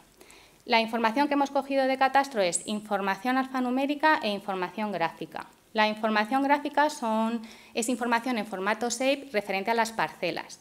Y la información alfanumérica es el formato GML de las direcciones y portales, que es un formato, ahí tenemos, que nos dice INSPAR que utilicemos, porque así nuestros datos pueden ser compatibles e interoperables. Y además nos van a permitir relacionar Cartociudad con catastro en el futuro y poder hacer modificaciones, actualizaciones e incluso correcciones de posibles errores que detectemos. Luego, además, hemos dicho que utilizamos otro ingrediente, que va a ser el ingrediente de las direcciones del País Vasco, ¿vale?, para esta primera versión que hemos hecho de Cartociudad actualizada. Estas direcciones nos las proporciona directamente País Vasco a partir de un convenio que establecimos con ellos en el año 2018, ya que hoy por hoy todavía su portalero no está libre a descarga. Es una información también en formato SAPE donde está todo lo que nosotros necesitamos para incluir en nuestra base de datos. Y luego, otro ingrediente que hemos dicho que íbamos a utilizar, que son los datos procedentes de Navarra, las direcciones de Navarra. Aquí se me ha colado una, pero bueno, es una información que hemos tomado de la IDE de Navarra, ¿vale? Y también es una información en formato SAPE. ¿Qué pasa? Que la IDE de Navarra, pues para acceder a ella también necesitamos un usuario y una contraseña. Y hemos decidido que entonces para actualizaciones futuras, pues a lo mejor podemos utilizar este fichero en formato CSV que tienen libre de descarga en esta página, y que contiene información de entidades singulares, municipios, portales y vías, ¿vale? Y esa es la intención. Además, se actualiza semanalmente, luego vamos a tener siempre información muy actualizada de estas direcciones. Pues fenomenal, ya tenemos todos los ingredientes, ya tenemos esos procesos masivos espaciales y alfanuméricos, vamos a meterlos todos en nuestra coctelera con el ingrediente base, que le tenemos aquí, pues venga, adelante estos puntos de interés, las direcciones de País Vasco, las direcciones de catastro, las direcciones de Navarra. Y este ingrediente especial de procesos automáticos, que es la RUS, que nos va a permitir ligar bien todos los demás ingredientes, vamos a apretar nuestro botón, vamos a agitar con fuerza y ahora sí que sí, vamos ya a obtener ese cóctel final y delicioso de Cartociudad actualizada, ya no solo con los puntos de interés, sino también con las direcciones de la Dirección General de Catastro, de País Vasco y de Navarra. Y así los podremos integrar en nuestra base de datos y detectar posibles errores y corregirlos. La estructura de la nueva base de datos es esta que vemos aquí a la derecha, que si la comparamos con la estructura de la base de datos original vemos que existen pequeñas diferencias. Bueno, tenemos que tener en cuenta que esta base de datos, estas direcciones solamente las vamos a usar para el geocodificador, no para descarga en la base de datos. Si quisiéramos incluirla para descarga, sí que tendríamos que hacer que las coincidencias fueran exactas. Pero bueno, pues si nos fijamos, vemos que hay atributos comunes y atributos que son diferentes. Como atributos diferentes son los nuevos atributos que hemos incorporado, que proceden de Catastro, que son el Inspire ID, la referencia catastral, y el INEMUN, que nos permiten relacionar cartocidad y catastro en el futuro y hacer esas modificaciones y actualizaciones. Luego hay otros que hemos intentado mantener, que son estos, porque son los que necesitamos, que están en la base de datos original y son los que son de interés para el usuario, pues como el número, la extensión, el eje vía. Luego hay otros, que son estos de aquí, los del ID por PK, ID tramo y de vial, que son propios de la RT, de la red de transporte, y nosotros no los podemos integrar en nuestra base de datos. Tiene que ser pues, a partir de una colaboración que hagamos con ellos, que ya estuvimos hablando de la manera de hacerlo y vimos que quizá pues, sería adecuado hacerlo a través de los atributos de Inspire ID y referencia catastral. Pero estamos en ello, ¿no? Porque a lo mejor nos interesa tenerlos para poderlos incluir en la base de datos y poder descargarlos.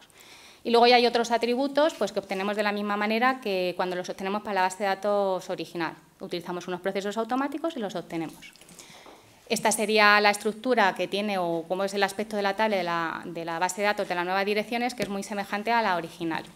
Y bueno, como conclusiones de esta primera parte de actualización de direcciones, bueno, más que conclusiones, como una evolución temporal, pues aquí he puesto, ¿qué buscaba el proyecto Cartociudad? Bueno, pues buscaba la obtención de direcciones postales con representación puntual que estaba generada a partir de información de RT y completada con códigos postales y con poblaciones.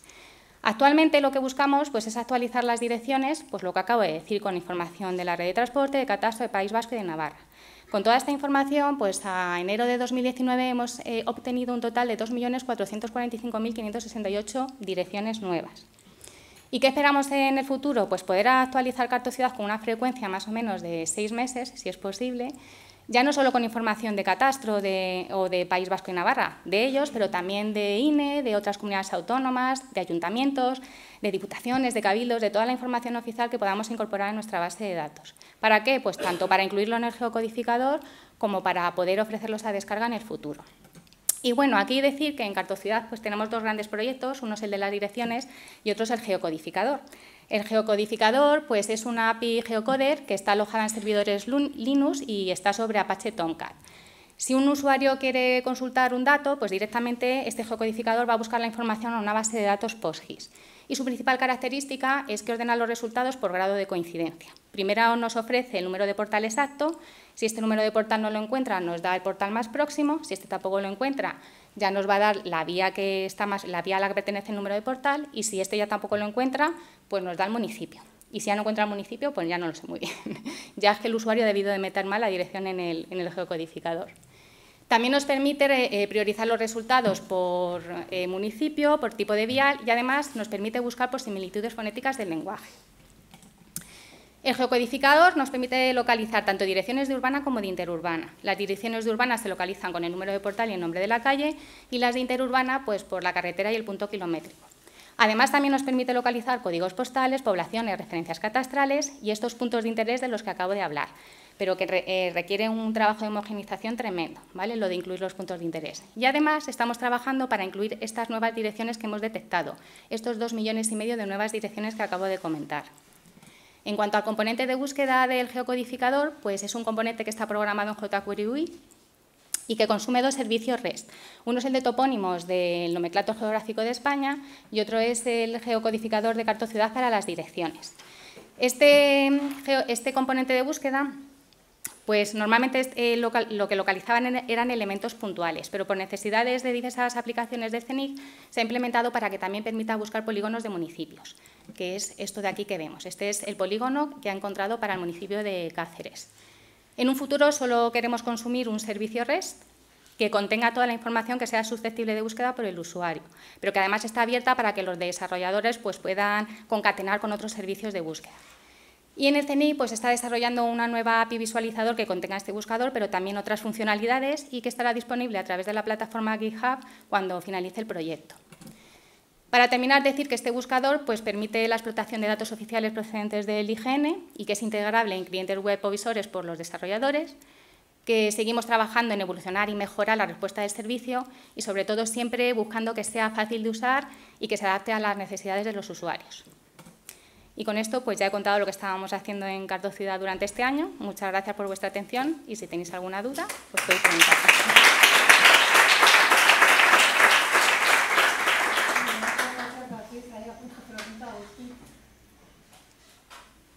Hola, soy Agustín Villar, el coordinador de la ley de Andalucía. Y he visto que has hecho una referencia a la voluntad de incorporar a otras informaciones de otras comunidades autónomas. Entonces, yo quiero intervenir para hablar de mi libro, que en este caso es El Callejero Digital de Andalucía Unificado, y trasladarte que nosotros tenemos ya referidos a portal exacto al 82% de la población andaluza. Mañana mismo podría decirte qué tiene de malo la dirección postal del INE, que es la que estás utilizando básicamente, ¿no? Por cierto, ya ha salido en otro debate, el INE no está aquí, no está en este foro y además no se le ve nunca por este tipo de foros, en el sentido de que tenéis a vuestra disposición cuando queráis la información de Callejero Digital de Andalucía, que tiene ese nivel de calidad básicamente, que ese es el gran éxito del proyecto, por la arquitectura institucional que tiene detrás, de convenios con los ayuntamientos que acceden a una plataforma de actualización de la edición postal, que es la que proveemos nosotros. Pero como el ayuntamiento es la fuente autoritativa, es el ayuntamiento en el que basamos la competencia para actualizar la edición postal, ¿no? Entonces nosotros estaríamos muy orgullosos, porque entendemos que nuestro proyecto es muy bueno, de que en cuanto podáis incorporéis nuestra dirección postal ahí. Nosotros nos pondríamos a vuestra disposición en primer tiempo de saludo, como diría el comandante del CECAF, para daros esa información cuando queráis, ¿vale? Nosotros Gracias. encantados, gracias. Sí, nosotros también estaríamos muy agradecidos de ofreceros la información también del Callejero de La Rioja, donde también han colaborado los ayuntamientos. Y lo que sí que yo tenía una duda, no me queda muy claro, cuando hablabas de la carga en la base de datos, o sea, solo utilizáis como la actualización de estos nombres para lo que es la base de datos del geocoder, o ahora actualizáis sí. vuestra nomenclatura también en vuestra base de datos de Cartociudad. ¿A qué te refieres exactamente? O sea, me daba la impresión como que tenéis una base de datos donde almacenáis toda la información de Cartociudad y luego las nuevas direcciones. Una base de datos claro. Hoy por hoy estamos trabajando así porque es lo que he dicho, hay una serie de atributos que nosotros no podemos generar todavía porque son propios de la red de transportes y entonces para integrarlos en la base de datos deberíamos de trabajar para conocer esos atributos y poder integrarlos. O bien integrarlos, pero entonces cambiar la respuesta del geocodificador, es decir, que ya no funcione como trabaja hoy en día, porque funciona utilizando esos atributos que todavía no podemos generar. Entonces los hemos puesto en bases de datos separadas porque estamos viendo la manera de trabajar para que tire de esas dos bases de datos y pueda ofrecer todas las direcciones, por lo menos a través del geocodificador. Y en un futuro, cuando ya podamos enlazarlas, que ya saque todo directamente desde una única base de datos. Pero entiendo que, por ejemplo, si encontráis una discrepancia, actualizáis. Claro, claro, sí, las dos, efectivamente, sí. Vale, eso era lo que no me había quedado muy claro. Vale, gracias. Bueno, pues muchas gracias. Bueno, pues ahora Carmen Caballero de Extremadura. Soy Carmen Caballero, vengo del Centro de Información Cartográfica y Territorial de Extremadura, que pertenece a la Junta de Extremadura y está en la Dirección General de Urbanismo y Ordenación del Territorio. ¿Sí? Vale, y vamos a hablar hoy de lo que es la infraestructura de datos espaciales, infraestructura de datos espaciales, pero didáctica. Esa es la entrada que había hasta hace un par de días, si entráis ahora es diferente, ¿vale? Primero, para encuadrar dónde está la ID didáctica. Esta mañana Alberto ha estado hablando un poco de la evolución de lo que era el portal, de lo que era de la IDE. En el 2008 se convirtió el geoportal normal en IDE y los primeros años estábamos preocupados por el rendimiento, por conseguir datos y por que eso funcionase. Cuando ya lo conseguimos, que fue a partir del 2010-2012, pues ya empezamos a pensar en poder hacer otras cosas. Lo primero que hicimos fue en el 2014 la IDE didáctica y luego hemos ido haciendo otras cosas, ¿no? Extremadura, buenas noches, o Extremadura, tu objetivo. Pero hoy vamos a hablar de lo que sería la IDE didáctica. La IDE didáctica, como he dicho, se ha desconfigurado. En el 2014 tenía 3 entradas, IDE Visualiza, IDE Explora y IDE Kit.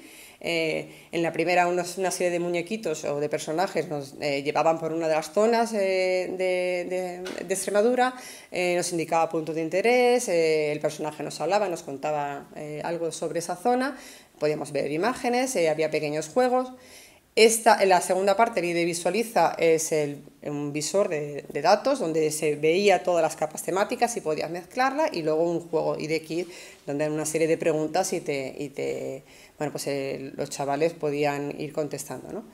Lo presentamos en las GI desde el 2014 en Ibiza, no, en Portugal.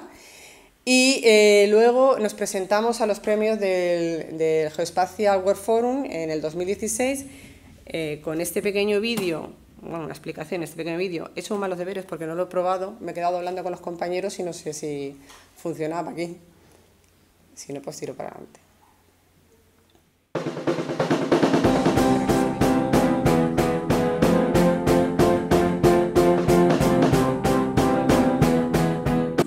Lo quito porque no se ve. Pero la música está ahí. Sí, era por si alguien estaba dormido. A ver. Bueno, venga, pues seguimos aquí. Bueno, está en YouTube, lo podéis ver, ¿no? Y bueno, pues nos dieron el premio en el 2016, tuvimos esa suerte. Pero lo que nos interesaba es que, bueno, ya teníamos la plataforma, y ¿qué nos interesaba saber? Pues si los alumnos o las alumnas le parecía emocionante esto o útil, o si por el contrario pues era una aplicación ahí que le podía parecer aburrida y no tenía ningún sentido. Entonces, ¿qué hicimos a este respecto? Pues en principio la Universidad de Extremadura se puso en contacto con nosotros porque ellos hacen un programa que se llama Desayuna con la Ciencia, que todos los viernes finales de mes traen a la Universidad de Extremadura, aquí a la Politécnica, 50 escolares. Y bueno, pues van pasando por diferentes mesas, le van mostrando diferentes, bueno, pues de deporte, de ciencias, y nos dijeron si podían estar mostrando la IDE, ¿no? Nos pareció fenomenal.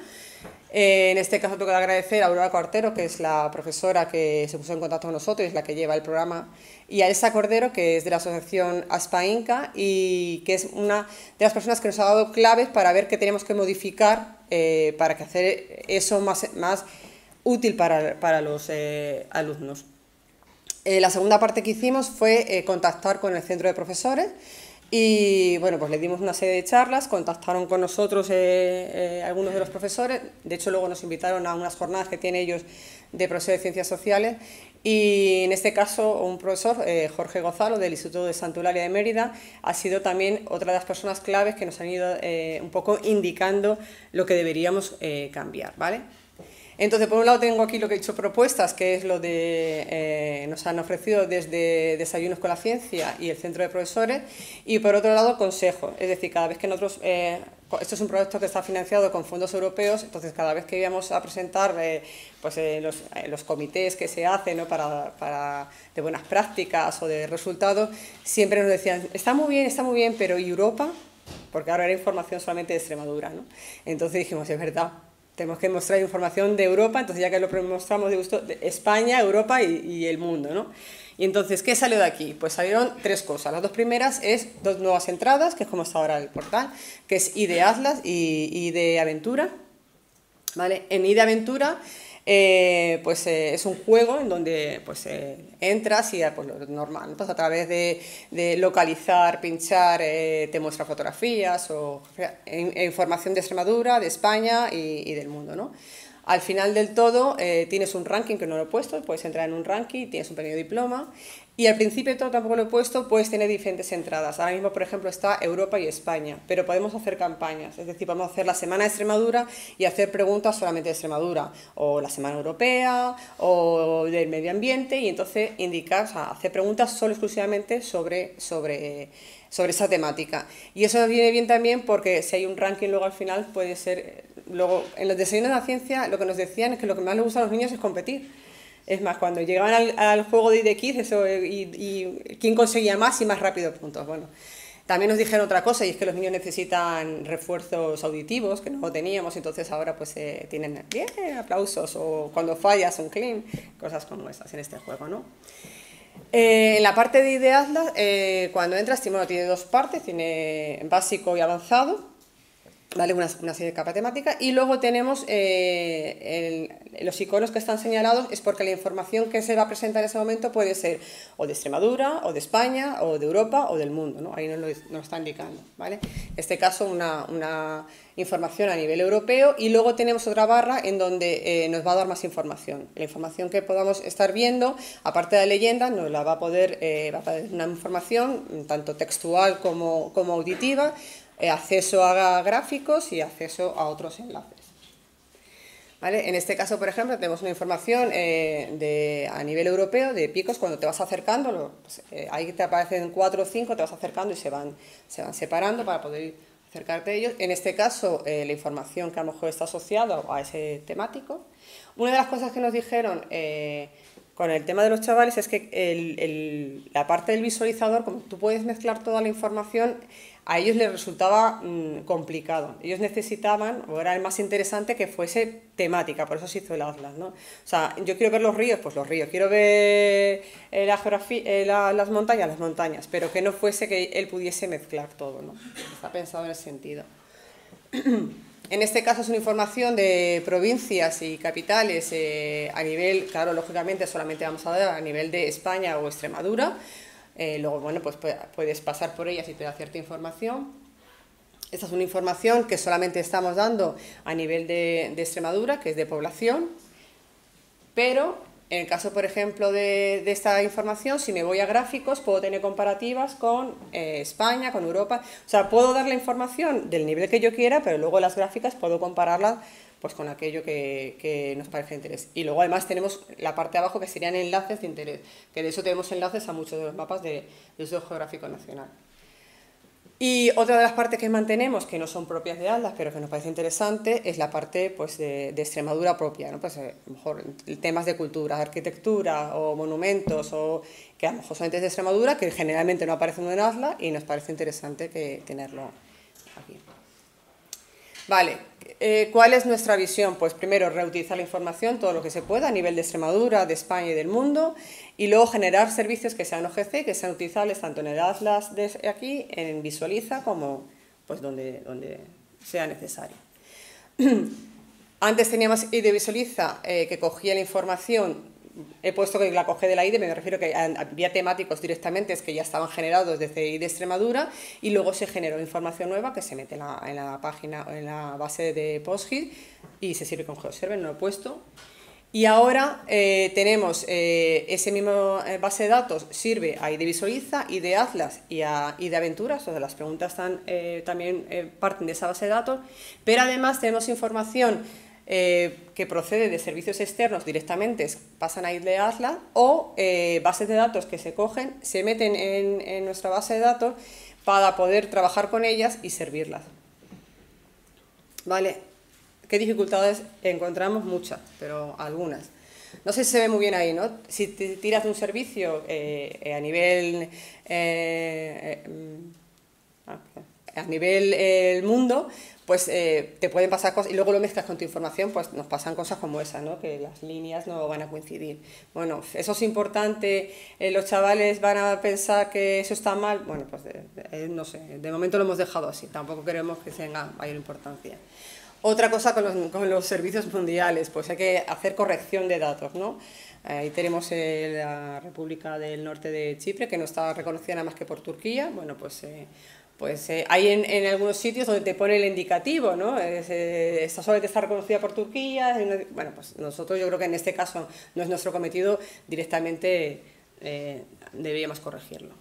Vale, otro tratamiento de datos, bueno, pues por ejemplo, en este caso que estamos viendo los países, los continentes, ¿no? Vale, pues claro, tenemos Groenlandia y tenemos, por ejemplo, la Guayana Francesa, están en Francia, entonces nos aparecen dentro del continente europeo, pues eso hay también que corregirlo, ¿no? Son pequeños... bueno. Y luego tratamiento de datos, que eso nos deberían decir principalmente los profesores de ciencias sociales, y es cómo quieren que mostremos la información.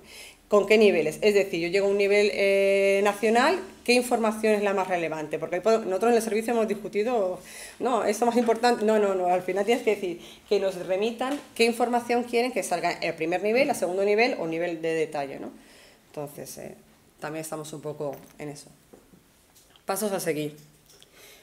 Pues yo creo que uno de los primeros pasos a seguir sería coordinarnos con las otras iniciativas que se están haciendo a nivel de didáctica, ¿vale? Coordinarnos un poco para no empezar a cada uno ir por su lado. Tenemos una página que es ID Didáctica Colaborativa, en donde principalmente está enfocado al profesorado de Ciencias Sociales para que ellos entren y nos digan pues, las incidencias que encuentran, las mejoras que puedan haber y los fallos, ¿no? Estamos pendientes porque nos han dicho que sería muy bien que se hiciese a través de Rayuela. Rayuela es la plataforma educativa que hay aquí en Extremadura, donde tanto el profesorado como el alumnado entra y se comunican, entonces que se puede hacer a través de Rayuela y estamos pendientes de eso. De todas formas, si no, se logan con cualquier correo electrónico y se logan, pero estamos pendientes de eso. Y también LISIGE, pues LISIGE en el anexo 3 tiene el apartado G, ¿no? Didáctica, lo que estuvimos el otro día hablando en lo del CODIGE, qué es lo que podíamos aportar nosotros y qué nos podía aportar LISIGE, si es necesario tratarlo o no. Yo creo que por lo menos sí que sería necesario llegar a un consenso, porque a nivel nuestro de comunidad autónoma lo podemos tener claro, pero un consenso a nivel mundial de qué información es buena transmitir a los estudiantes, a los escolares. Y bueno, esto es un poco el equipo que hemos estado trabajando eso, mucha más gente, porque lógicamente tiramos de temáticos de la de Extremadura, con lo cual hay mucha más gente, pero un poco la parte final de las personas que estamos en el proyecto. Y nada, muchas gracias por su atención.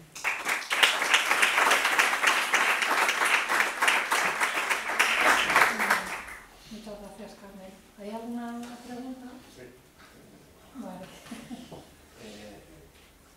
Bueno, en primer lugar, daros la enhorabuena y al equipo porque yo la primera creo recordar que vi la ID Didáctica de Extremadura, yo creo que era las GIDE 2014 en Lisboa, y me pareció un proyecto súper chulo, súper interesante, y ahora veo que mejora muchísimo. Entonces la pregunta es, ¿vosotros sabéis de otras experiencias en otras comunidades autónomas del Estado donde estén haciendo cosas similares? Sí, y Aragón también tiene una idea didáctica. Bueno, el Instituto Geográfico Nacional tiene recursos didácticos. De hecho, nosotros muchas veces, en la parte de enlace, lo enlazamos con los recursos didácticos del Instituto Geográfico Nacional. Y son yo las dos noticias que tengo. ¿Por qué? Bueno, perdón, y luego a nivel, porque por ejemplo aquí en Extremadura yo sé que está trabajando, bueno, Extremadura no, perdón, a nivel nacional hay un colectivo de profesores que están trabajando con ESRI para hacer un atlas con... Sí, eso ya lo conozco. Lo que sí. pasa es que este tema tiene un componente que es relativamente fácil, extrapolable, porque es decir, se basa en OGCs, para sustituir datos los que son específicos de Extremadura por los de Euskadi, los de Andalucía, donde sea, y ya está montado, ¿no? Entonces quiere decir que, bueno, no sé, que se podría pensar en extrapolarlo a otra comunidad autónoma, no sé. Claro, sí, no es difícil. A ver, porque, o sea, no solo por la tecnología, sino es que yo creo que la orientación es muy buena. Bueno, pues. Vale. Si puedo hacer una pregunta. ¿Este proyecto se puede adaptar a distintas edades de los niños? Hemos puesto dos niveles. Bueno, nuestra intención tampoco era entrar en el currículo escolar porque no tenemos la competencia en educación. Hemos puesto dos niveles, que es el básico y el avanzado, que tampoco sabemos si hemos acertado del todo, ¿vale? Sí, un poco... Habíamos pensado en alumnado pues de primaria, así un poco más básico, y luego pues ya a partir de secundaria el avanzado. Sí, tenemos esos dos niveles. Hay temáticos que solamente saldrían en el avanzado y no saldrían en el básico porque no tendrían. De hecho, yo creo que la pantalla que habéis visto el básico, el avanzado tiene más temática. Y Carmen, ¿nos consta que se utiliza en los colegios como pues recurso? Claro, esa es la parte que nos falta, porque así como la IDE sí que tenemos, bueno, pues sabemos qué proceso tiene, es difícil entrar en es muy difícil. Entonces lo que estamos intentando precisamente es que tenemos que hablar con el profesorado para que ellos nos digan qué es lo que necesitan y no sé, eso es una apuesta, ¿eh? Esto es como todo. No, pero es una apuesta interesante, porque de alguna manera también es dar visibilidad y que los niños empiecen a trabajar con mapas, porque bueno, yo lo digo por mi experiencia, ¿no? Que realmente no les enseñan a manejar, o sea, manejan mucha tecnología, pero a la hora de buscar en un mapa, o bueno, yo creo que son recursos que desde bien pequeños se les puede enseñar. Dora echa una mano, ¿eh? Sí, totalmente. Totalmente. Bueno, pues muchas gracias, Carlos. Bueno, pues buenas tardes. Mi nombre es Joaquín Alonso. Quien debería hacer la comunicación sería Silvia. Silvia no está, en este momento tiene una plaza durante un año en una universidad americana y está desarrollando con nosotros en un grupo de investigación de una Universidad Politécnica del Norte y de la Universidad de Lisboa programas de evaluación de infraestructuras de datos espaciales. En este momento está en una fase ya bastante avanzada de su doctorado, incluso decurre de otros anteriores y es un poco de nuestro interés y nuestra percepción y el estado de desarrollo de los trabajos de evaluación de infraestructuras de datos espaciales locales, que es el tema de estas infraestructuras. Bien, pues voy a intentar hablar en portugués. Para mí, si no, a lo mejor inventaba aquí un idioma novo que é portuñol, pero em português, ok? Bem, as infraestruturas de dados espaciais são efetivamente algo complexo, é algo evolutivo, que cresce multifacetado, é muita coisa para gente diferente, para tecnólogos, para políticos, para um cidadão. É seguramente difícil de criar, mas também é muito útil, seguramente reconhecem, a necessidade de avaliar o que é a evolução e a utilidade e a aplicabilidade e melhorar os processos do desenvolvimento de infraestruturas de dados espaciais. Eu gosto particularmente desta figura que nos mostra que nesse processo de inovação tecnológica, mas também nesse processo de inovação técnica e política, há efetivamente a necessidade de fazer inovação social. Penso que grande parte dos problemas que temos na aplicação das infraestruturas é de facto de acertar ou de adaptar a inovação social e organizacional das nossas instituições a esta nova realidade de produzir, gerir e também consumir, aplicar dados que de facto são de uma enorme utilidade e inteligência. E isto acontece particularmente quando nos colocamos ao nível local. Aí as coisas começam a tomar corpo. É muito fácil de definir regras, ou é mais fácil definir regras, o mais difícil depois é fazer com que elas aconteçam. É mais fácil estabelecer um standard, alguns de vocês, tal como eu, já tiveram grupos de trabalho para o fazer, mas depois o difícil é efetivamente dar-lhe essa dimensão operacional à escala local. Bem, essa dimensão de aplicação à escala local implica obrigatoriamente nós termos a capacidade de perceber o que é que está a acontecer nessa infraestrutura. Está a acontecer aquilo que esperávamos, está a ser útil, aplicado. Se fizéssemos aqui um apanhado, e não vamos entrar nesse mundo, até hoje, e desde o início das infraestruturas, eu gosto sempre de lembrar que uma infraestrutura de dado espacial não é nada mais do que uma infraestrutura. Uma infraestrutura não vale por nada, só vale porque outras coisas aconteçam. É a mesma coisa para uma infraestrutura viária. Portanto, só vale quando outras coisas acontecem sobre ela.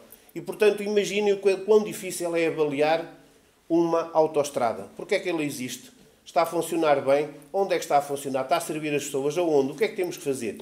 Desde o início houve muito trabalho sobre avaliação.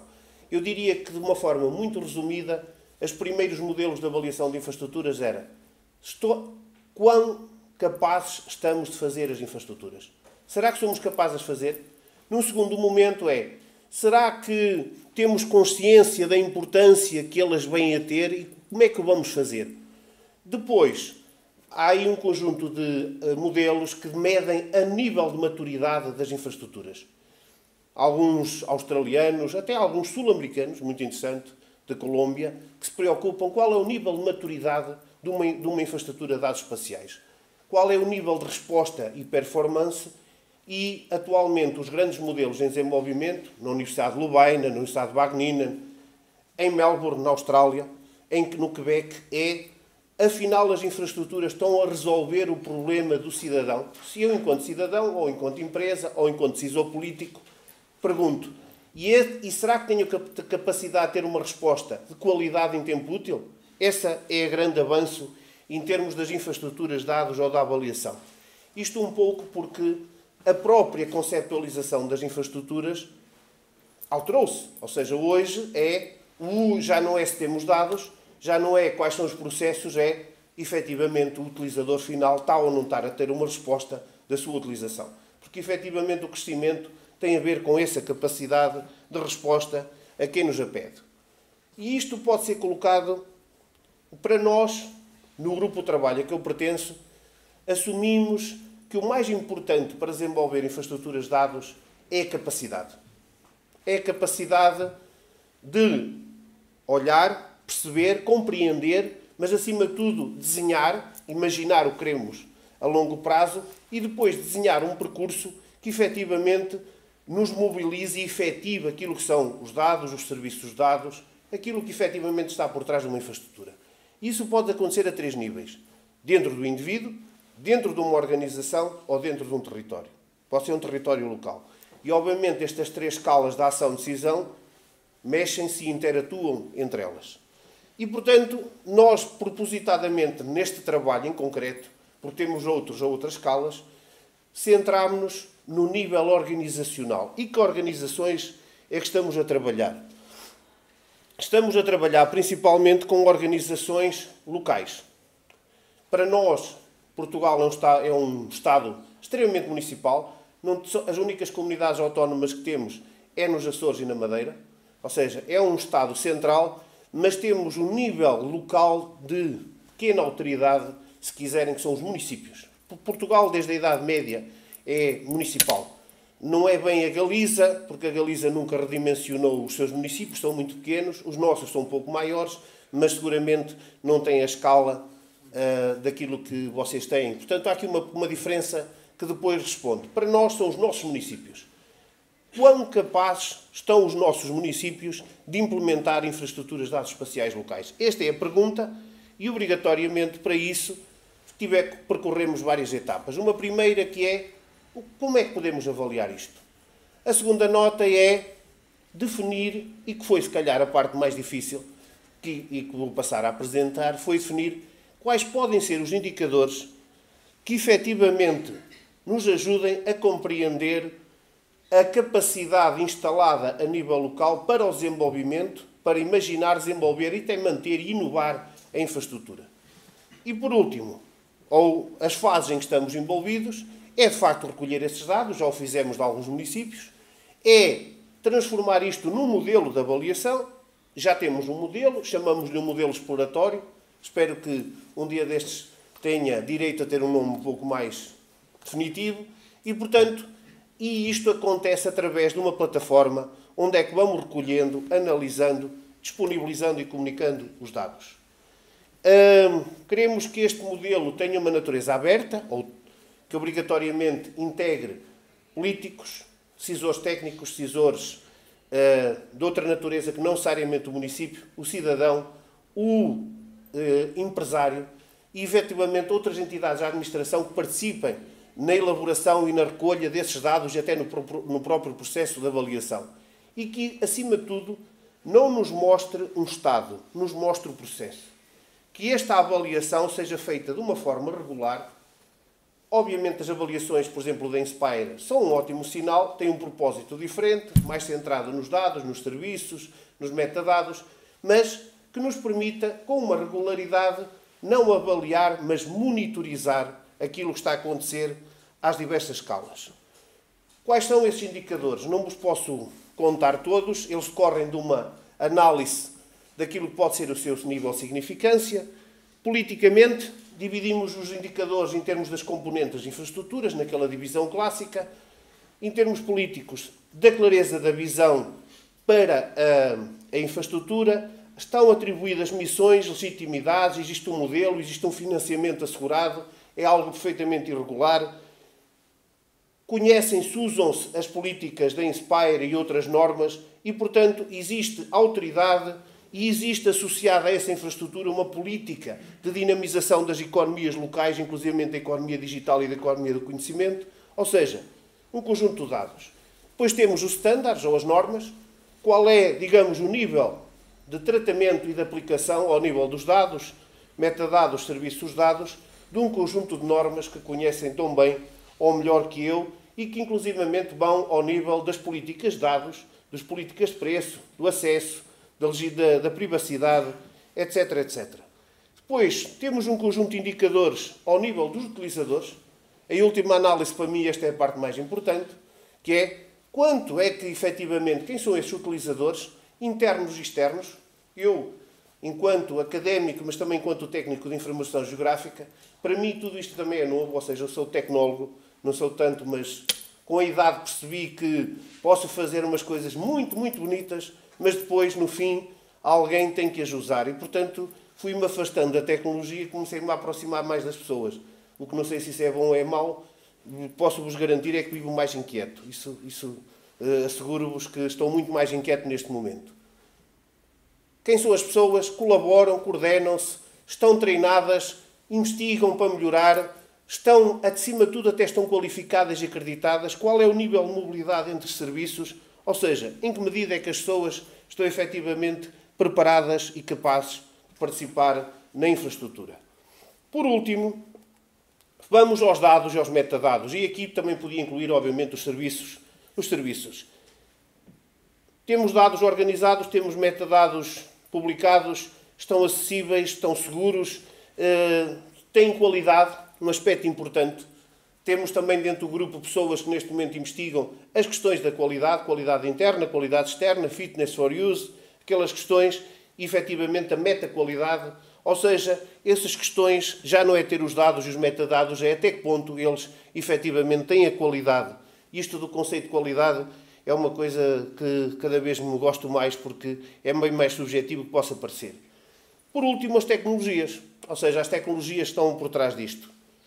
Delas, se existem, estão instaladas, estão a funcionar, e todas as tecnologias de captura de dados. Organizamos os dados em termos das suas fontes. Como é que recolhemos estes indicadores? E como podem imaginar, são bastantes. E eles têm uma natureza diferente, têm unidades diferentes, têm fontes diferentes, formas de recolha diferentes. E nós, numa tabela, no modelo de dados, definimos onde é que podemos informar estes indicadores. Onde é que podemos ir buscar estes indicadores. E, de preferência, que esses indicadores sejam simples e automáticos. Porque há muitos daqueles indicadores que podem ser recolhidos em relatórios de projetos, mas até em geoportais, em geovisualizadores, do número de acessos, nas políticas de recrutação do pessoal. Ou seja, queríamos que seja fácil, o mais fácil possível, de recolher e informar aqueles modelos. Mas, obviamente, esses dados muitas vezes têm unidades diferentes. E, acima de tudo, nós temos que garantir uma normalização. Obviamente temos técnicas de interpretação quantitativas e qualitativas, técnicas até de integração de dados, data analytics, mas temos que ter obrigatoriamente um processo de normalização que vai de um zero. Esta instituição não sabe nada sobre este indicador, não conhece.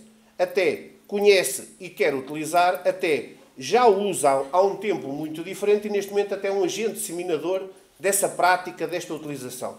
E garante aqui uma escala categórica que nos permite, de facto, acompanhar a evolução dos processos. Estando quase a fechar, quero vos dizer que para nós as perguntas de capacitação são perguntas muito dirigidas. Não é tanto se, afinal, esta instituição tem muitos ou poucos dados. As perguntas que queremos é, esta instituição tem o impulso, a visão e a liderança política suficiente para garantir uma perenidade e uma sustentabilidade da infraestrutura? Isto é uma pergunta.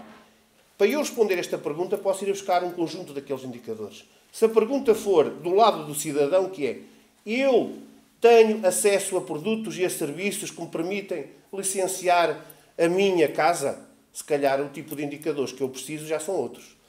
Ou seja, as próprias análises estão do lado dos utilizadores. Para terminar, dizer-vos que os resultados são promissores. Neste momento estamos a recolher dados em governos locais da Austrália. Queremos ver até que ponto isto funciona não só em Portugal, também no Paquistão, porque temos colaboração com uma universidade paquistanesa onde é que temos ex-alunos a trabalhar, e também no Brasil, por questões óbvias de proximidade, de diversa natureza. E a ideia é que cada vez que a gente vá recolhendo mais os dados, possamos simplificar cada vez mais o modelo, Em paralelo, estamos a desenvolver a plataforma onde é que esses dados podem ser inseridos de forma colaborativa e não centralizada, de forma distribuída, e possam também dar registros gráficos daquilo que é a evolução. Basicamente, o que é que estamos a explorar? Gráficos diamantes. As notas de como é que está a evoluir relativamente ao que era esperado e relativamente às médias. Possamos situar-nos, efetivamente. Trata-se de avaliar. Avaliar é para compreender, é para aprender. Quando se avalia é para aprender. Quando se avalia é para responsabilizar. Mas, acima de tudo, quando se avalia é para propor melhorias e inovação.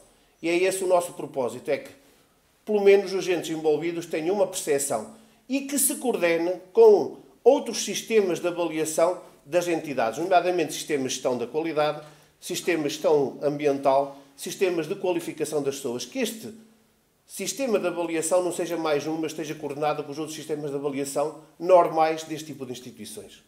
Basicamente, é isto que andamos a fazer. Esperamos, seguramente, nas próximas IDEs, dar-lhe resultados concretos destes estudos de caso que estamos a seguir.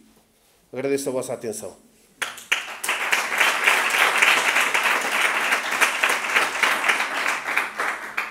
Muchas gracias, Joaquín. ¿Hay alguna pregunta? Bueno, pues... No, se está aplicando ya el estudio, entiendo que lo queréis hacer con los municipios en Portugal, pero ¿se está ya aplicando a los municipios? Sí. Sí, y yo sé, vamos, por lo menos creo que todavía los municipios de Portugal no tienen infraestructuras, o la gran mayoría no la tienen. Por los resultados que estáis sacando, sé que esto viene en una primera fase, pero ¿hay intención de...? Muy bien. Voy a tentar, bueno, em português. A questão se os municípios ou as comunidades intermunicipais, porque em Portugal existe uma relação de comunidade intermunicipal, têm ou não têm infraestruturas de dados espaciais, é uma boa pergunta. É uma pergunta que eu vou tentar simplificar e, basicamente, em Portugal, o que é uma infraestrutura de dados é algo formal. Por essa via, as empresas também não podem ter infraestruturas de dados espaciais. Certo? Porque por trás do conceito de infraestrutura está basicamente um conceito de autoridade ou está um conceito funcional. Se me perguntar, existem infraestruturas de dados espaciais locais em Portugal, nos Açores, na Madeira e no Algarve, pouco. Em termos práticos, concretos e reais, existem infraestruturas de dados em diversos e imensos municípios grandes, Lisboa, Porto, Viana do Castelo, que eu conheço muito bem, que, efetivamente, são níveis operativos de partilha de dados, de comunicação de serviços que me considero exemplares. Ou seja, Portugal não tem autoridades regionais que lhe deem a legitimidade para, inclusivamente, fazer cumprir. Em termos práticos, fazem. Como? Quando fazem contratos, exigem que os dados venham desta e desta forma. O cidadão, quando pede alguns elementos aos estes governos locais, porque vão ser pequenos governos locais, exige, ou seja, para mim, os municípios e as comunidades intermunicipais portuguesas têm pequenas infraestruturas de dados espaciais locais exemplares na Europa. E eu posso vos dar um conjunto de exemplos onde é que isso acontece. O Instituto Geográfico, temos aqui, com quem eu também trabalho, obrigatoriamente tem essa dimensão nacional. Nós estamos neste momento a seguir 6 a 7 dessas infraestruturas. Queremos continuar a aprofundar, porque o nosso trabalho não se centra somente no nível organizacional. Também se centra no nível individual e também se centra como é que isto se traduz em termos da qualificação, da inovação, da resposta territorial. Pronto, eu não falei aqui, mas há aqui uma articulação de escala, como eu tinha dito, diferente. SDI Locals, bringing digital information closer to citizens.